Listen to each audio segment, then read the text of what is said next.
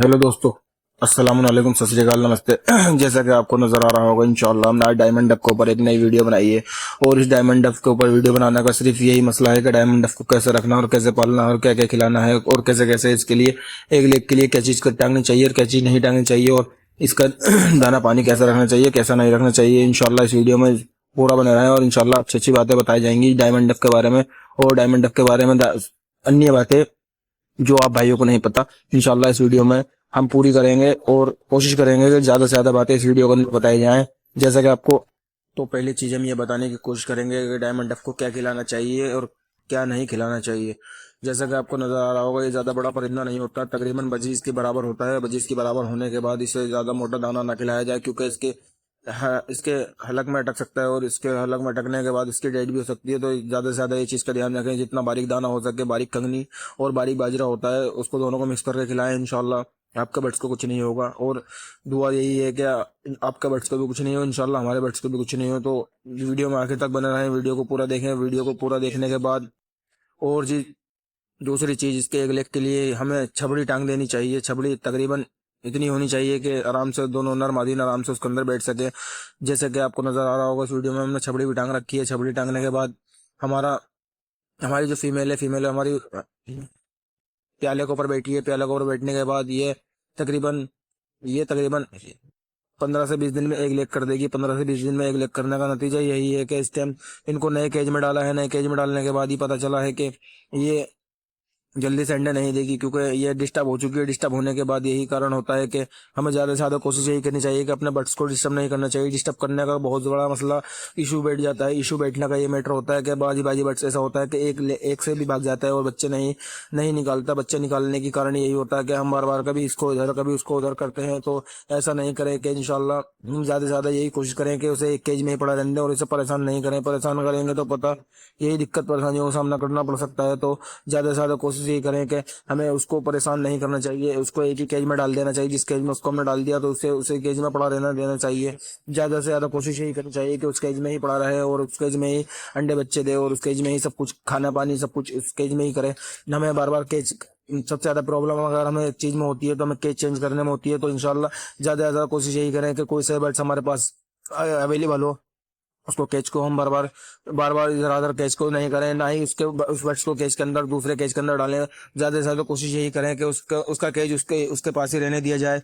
इस कारण यही होता है कि बर्ड्स में कोई दिक्कत परेशानी नहीं आती। तो इंशाल्लाह वीडियो में आखिर तक बने रहें, वीडियो को पूरा देखें और वीडियो में इंशाल्लाह अच्छी अच्छी बातें बताएंगे। हम इस मारे तो बार बार इस बात को बोल रहे हैं कि भाई कुछ लोग ऐसे होते हैं कि वीडियो क्लिक करते हैं और वीडियो को छोड़कर चले जाते हैं। भाई इंशाल्लाह वीडियो के अंदर पूरा देखेंगे जब भी तो पता चलेगा कि वीडियो के अंदर क्या क्या बोला गया है और किस किस बारे में बोला गया है। और डायमंड डक ज्यादातर गर्मी का परिंदा है। गर्मी के परिंदे में अपनी ब्रीड करना पसंद करता है। ये गर्मी का परिंदा यूं है, जैसे कि हमारी बजीज और कोकाटेल मतलब अन्य परिंदे हमारे उससे हट जाते हैं। तो इंशाल्लाह ये ऐसा परिंदा नहीं है कि ये गर्मी में एक लेग करता है और बच्चे निकालता है तो हमें सरवाइव हो जाता है। सरवाइव होने का मसला ये होता है कि हमें दाना पानी की दिक्कत नहीं पड़ती दूसरे बच्चों के लिए।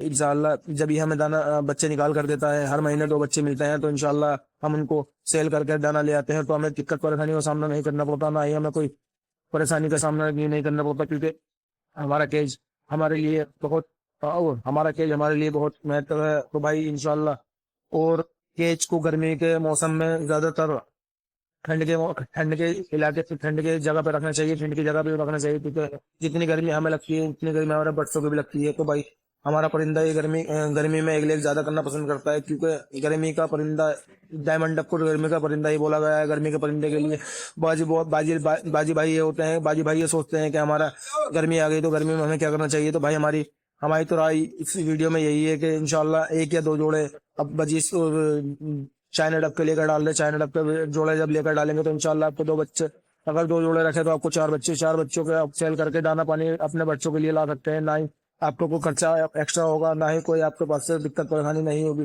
तो ऐसा ऐसा कारण में आपको चाइना डब रख लेनी चाहिए। चाइना डब का सिर्फ यही मसला होता है कि चाइना डब गर्मी में ज्यादा ब्रीड करना पसंद करती है, ठंड के मौसम में चाइना डब ब्रीड कम करती है। तो ठंड के मौसम में हमें चाइना डब की ब्रीड नहीं लेनी, अगर लेनी चाहिए तो उसे गर्मी का मौसम दे दिया जाए।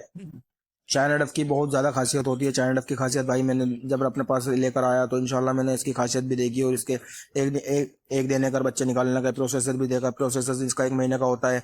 इंशाल्लाह इस वीडियो में बताएंगे प्रोसेसर कैसे चलता है। जैसे कि हमारी डायमंड डफ ने एक दिए, अंडे दिए, अंडे देने के बाद इंशाल्लाह ये 11 से 12 दिन में बच्चे निकाल देती है। 11 से 12 दिन में बच्चे निकालने के बाद जब इसके बच्चे निकल जाते हैं तो तकरीबन वो 14 से 15 दिन सेल्फ होने में लगते हैं। सेल्फ मतलब कैसे, जैसे कि हमारा बट दाना पानी खाना शुरू कर देता है तो इंशाल्लाह इसके बच्चे तकरीबन 15 से 16 दिन में खाना शुरू कर देते हैं। तो इस कारण हमें 16 और 12 तकरीबन 28 दिन के लपेटे में हमें अंडे भी और बच्चे मिल जाते हैं। तो भाई चाइना डब इतना प्यारा पक्षी लगा है कि इंशाल्लाह इससे बेहतर मुझे कोई पक्षी नहीं लगा। इससे बेहतर पक्षी यूँ नहीं लगा क्योंकि ऐसा पक्षी तो भाई ढूंढे से नहीं मिलता। पहले मैं भी ये सोचता था कि गर्मी के मौसम में यार कैसे करूंगा और कैसे नहीं करूंगा अपने बच्चों के लिए। तो मेरे भाई ने राय दी मुझे कि आप डायमंड डफ जिसे चाइना डफ बोलते हैं तो उसका एक पेयर लेकर आए। पेयर लेकर आने के बाद हम पेयर लेकर आए तो इंशाल्लाह हमारे पास गर्मी के मौसम में ब्रीड आई और गर्मी के मौसम में ब्रीड आने के बाद हमने उसे सेल किया। तो उसके बाद हम उसके लिए दाना लेकर आए। दाना लेने आने के बाद हमें ऐसा लगा कि हमने कुछ नहीं खरीदा और कुछ नहीं बेचा। तो ऐसा लगता है कि हमें दाना फ्री में मिल गया। तो भाई मेरी राय तो यही है कि डायमंड डफ इंशाल्लाह गर्मी का परिंदा है तो गर्मी के लिए उसे रख लेना चाहिए। चाहे एक ही जोड़ा रखें और इंशाल्लाह उसे, हर भाई की यही राय होती है कि हमारा बर्ड्स हर मौसम में अंडे बच्चे दे। तो हर मौसम में हर बर्ड्स अंडे बच्चे नहीं देता। हर मौसम का अलग अलग बर्ड्स होता है। तो भाई मेरी राय यही है लोगों से, चाहे एक ही जोड़ा पालें इंशाल्लाह चाइना डफ का पालें। चाइना डफ बहुत खूबसूरत और बहुत प्यारा परिंदा है। ज़्यादा बड़ा नहीं होता, जितना बड़ा तकरीबन हमारा बजीज होता है, बजीज का साइज ही डायमंड डफ का साइज होता है। तो भाई सेम टू सेम मतलब दाना पानी भी बहुत ना के बराबर खाते हैं। अगर बजीज हमारा तकरीबन 1 किलो दाना महीने में खाएगा तो ये तकरीबन 300 से 400 ग्राम ही दाना खाएगा। बहुत ना के बराबर खाते हैं भाई। मुझे ऐसा नहीं लगा कि हमने डायमंड डफ पाल रखी है। बजीज का एक जोड़ा और डायमंड डफ का 2 जोड़े बराबर महीने का खर्चा करवाते हैं। और महीने का खर्चा कराने में मैं मानता हूँ कि डायमंड डफ हमारे पालने लेनी चाहिए क्योंकि डायमंड डफ का इस टाइम मार्केट के अंदर बहुत ज़्यादा प्राइस घटा हुआ है। अभी तकरीबन पीछे जो प्राइस चल रहा था तो इसका तकरीबन 2025 के लपेट में चल रहा था। तो इस टाइम का जो प्राइस है हमारा 800 से 1000 रुपये चल रहा है। तो भाई ज़्यादा महंगा परिंदा भी नहीं बचा है। तो हमारे एक जोड़ा लेकर डालने, ज़्यादा महंगा जोड़ा लेने में दिक्कत परेशानी आती है। तो ये इतना महंगा जोड़ा नहीं है। जब आपका दिल करे जितने रुपए का आप लाएं, 800 का, 1000 का, इंशाल्लाह इसे कभी भी सेल कर सकते हैं। कभी भी सेल करने से मतलब ये होता है कि जैसे हम बजीज का जोड़ा लाए 500 रुपये का मिलता है मार्केट के अंदर, हम सेल करने के लिए उससे निकलेंगे तो इंशाल्लाह को दूसरा भाई उसके 300 रुपये भी नहीं लगा पाता। तो हमें गुस्सा भी आता है बाजी भाई दफे। गुस्सा ही आता है कि भाई ने 500 रुपये का तो हमें दिया था, ये हमें 300 रुपये भी नहीं दे रहा। डायमंड डफ को ऐसा नहीं है। डायमंड डफ को देखते ही रखवा लेता है कि आप कितने रुपए का ले गए थे। तो आपने बोला कि 800 रुपये का ले गए थे तो ज्यादा तकरीबन 700 साढ़े 700 रुपये आपको हाथ पे निकाल कर दे देगा। कोई आपसे सौदा वोदा भी नहीं करेगा क्योंकि डायमंड डफ ज्यादा ज्यादा पाया नहीं जाता। तो इस कारण डायमंड डफ की कीमत घटने से डायमंड डफ को बहुत से लोगों ने पालना शुरू कर दिया है। तो जैसे कि मैंने आपको इस वीडियो में बताया कि डायमंड डफ की प्रोसेसर भी बड़ी प्यारी होती है और खाना पानी भी बहुत अच्छा होता है। खाना पानी बहुत कमी से खाते हैं। जैसा कि फिंचेस होती हैं, फिंचेस के मुकाबले दाना पानी खाती हैं और ज़्यादा बर्बाद भी नहीं करती। जैसे कि हमारी बजीज पैरेट बहुत बर्बाद करती है, ऐसा नहीं है कि चाइना डफ बर्बाद करती है। चाइना डफ नीचे से दाना चुगना चाइना डफ नीचे से दाना चुगना बहुत पसंद करती है। ना ही किसी प्याले में, ना ही किसी बर्तन में। जितना आपको इसको केज के अंदर डाल के देंगे इतना ही बहुत खुशी से चुगेगी। ये ज़्यादा से ज़्यादा कोशिश यही करें कि केज के अंदर थोड़ी सी मट्टी या कुछ और डाल लें। उसके बाद उसके ऊपर थोड़ा सा कुछ बिछा दें। उसके बाद इंशाल्लाह उसके ऊपर दाना डालें और दाना डालने के बाद थोड़ा किसी बर्तन में दाना रख दें क्योंकि बाजी वक्त ऐसा होता है हमें याद नहीं रहता। तो डायमंड डफ हमारे बर्ड्स भूखे रह जाते हैं। तो ऐसा नहीं है, अगर हम उसके अंदर रखेंगे तो इंशाल्लाह हमारे बर्ड्स भूखे नहीं रहेंगे, कोई परेशानी नहीं पड़ेगी। तो जैसा कि आपको नजर आ रहा होगा वीडियो के अंदर हमारी डायमंड डफ बार बार खाने की तरफ जा रही है और खाना एक आध दाना चुगती है, आ जाती है। बजिस पैरेट ऐसा नहीं होता। बजिस पैरेट तो हर दफा पेट भर के ही उतरता है। तो ऐसा नहीं है कि डायमंड डफ ज्यादा दाना बर्बाद करती है। चाइना डफ हमारी ये समझे कि सबसे अगर कम खाने वाला परिंदा है तो डायमंड डफ है। डायमंड डफ के बाद कोई सा परिंदा नहीं है कि इससे कम खाता है। और इससे कम खाने वाली फिंच है। फिंच का तो बहुत छोटा साइज होता है तो उसको कोई दिक्कत परेशानी नहीं होती। बजीज पैरेट काफी खाता है। तो मैंने कई दफा आजमाया है, कई दफा नोटिस किया है। मैंने एक डिब्बा भर के रखा बजीज पैरेट के लिए और एक डिब्बा भर के रखा डायमंड डफ के लिए।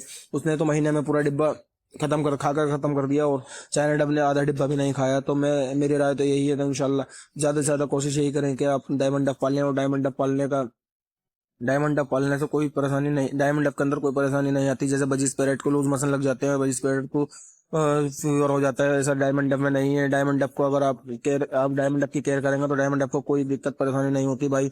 देने वाला बीमारी देने वाला तो ऊपर वाला है, हमारे हाथ में तो कुछ भी नहीं है। तो भाई ज्यादा से ज्यादा कोशिश यही करेंगे, मैं मेरी राय तो यही रहेगी कि चाइना डक को पाल लेना चाहिए।